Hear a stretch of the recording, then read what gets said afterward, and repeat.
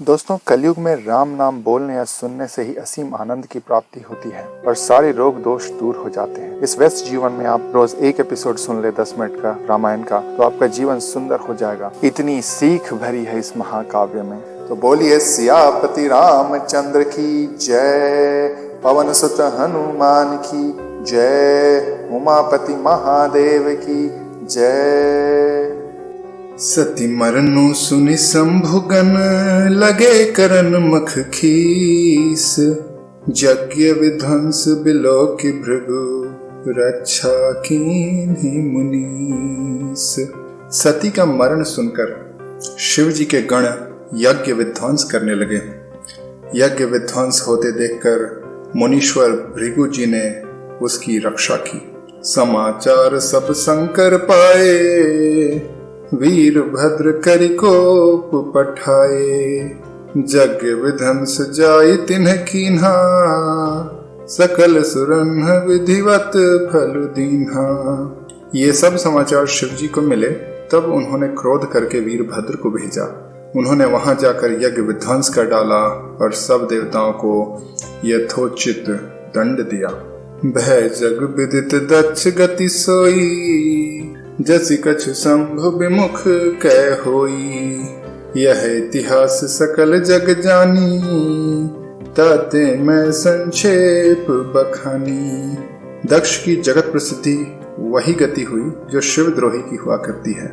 यह इतिहास सारा संसार जानता है, इसलिए मैंने संक्षेप में वर्णन किया है। सती मरत हरिसन बरु मागा, जन्म जन्म शिव पद अनुरागा।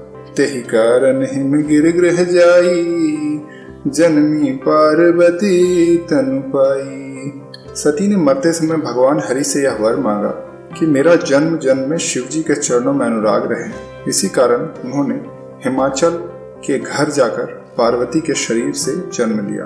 तब ते उमा शैल गृह जाई, सकल सिद्धि संपत्ति तह छाई। जहाँ तह मुनि सुआश्रम कीन है, उचित बास हिम भूधर दीन है। जब से उमा जी हिमाचल के घर जन्मी, तब से वहाँ सारी सिद्धियां और संपत्तियां छा गईं। मुनियों ने जहाँ तहाँ सुंदर आश्रम बना लिए और हिमाचल ने उनको उचित स्थान दिए।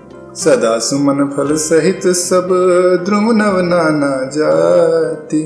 प्रगट सुंदर शैल पर मनी, आकर बहु भांति। उस सुंदर पर्वत पर बहुत प्रकार के सब नए नए वृक्ष सदा पुष्प फल युक्त हो गए और वहाँ बहुत तरह की मणियों की खाने प्रकट हो गईं।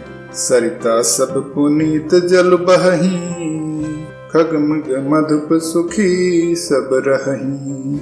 सहज वैरु सब जीवन त्यागा, गिर पर सकल करही अनुरागा।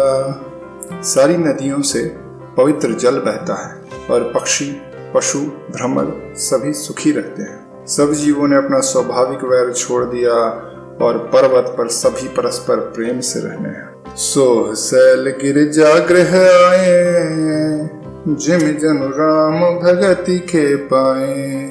नित नूतन मंगल गृह तासु, ब्रह्मादिक गावही जसु जासु।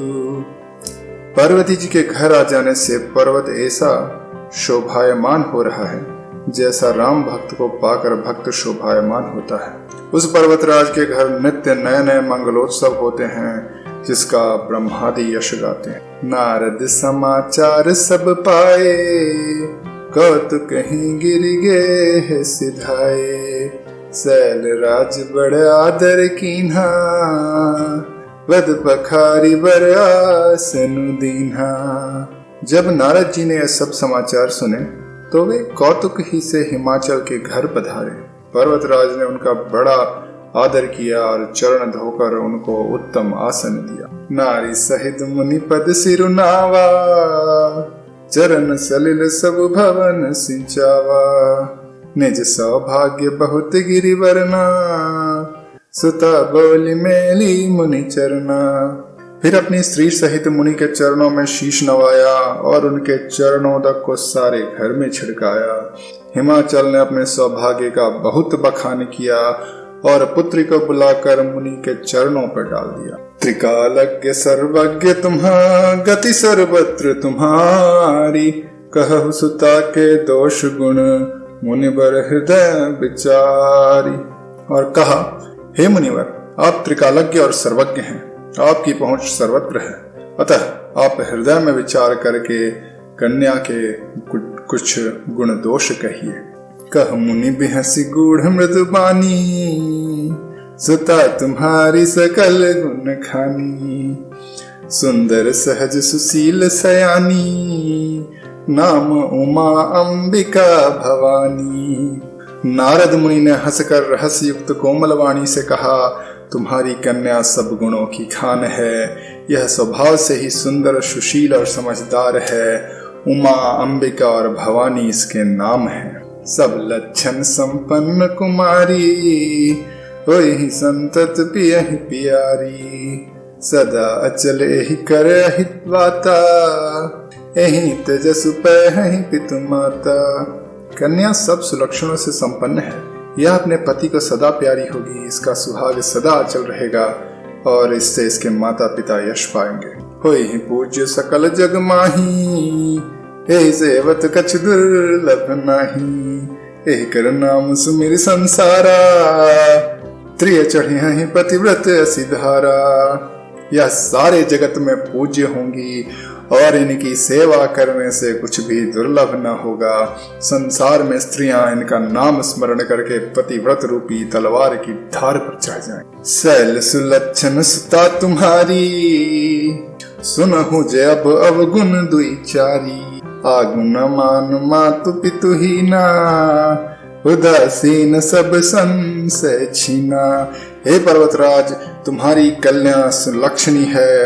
अब इसमें जो दो चार अवगुण हैं उन्हें भी सुन लो। गुणहीन मानहीन, माता पिता विहीन, उदासीन संशयहीन, जोगी जटिल काम मन, नगन अमंगल बेख, अस स्वामी यही कह मिलही, परिहस्त असिरेख।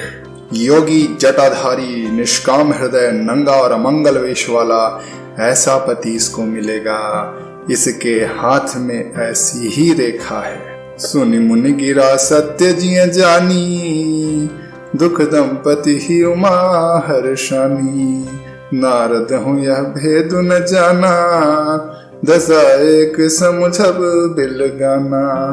नारद मुनि की वाणी सुनकर और उनको हृदय में सत्य जानकर हिमवान और मैनापति पत्नी को बहुत दुख हुआ और पार्वती जी प्रसन्न। नारद जी की इस रहस्य को नहीं जाना, क्योंकि सबकी बाहरी दशा एक सी होने पर भी भीतरी समझ भिन्न थी। सकल सखी गिरजा गिर मैना, पुलक शरीर भरे जल नैना, होई न मृषा देवर की भाखा, उमा जब बचनु हृदय धरी राखा। सारी सखियां पार्वती, पर्वतराज, हिमवान और मैना सभी के शरीर पुलकित थे और सभी के नेत्रों में जल भरा था।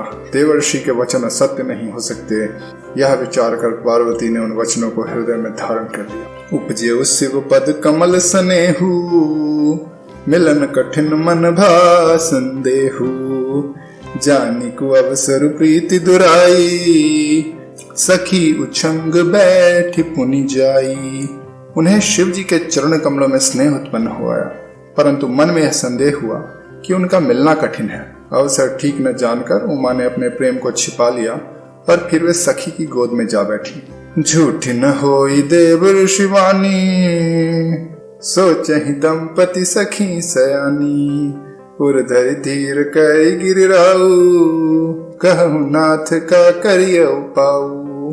देवर्षि की वाणी झूठी नहीं होगी, यह विचार कर हिमवान, मैना और सारी चतुर सखियां चिंता करने लगी। फिर हृदय में धीरज धरकर पर्वतराज ने कहा, हे नाथ, कहिए अब क्या उपाय किया जाए।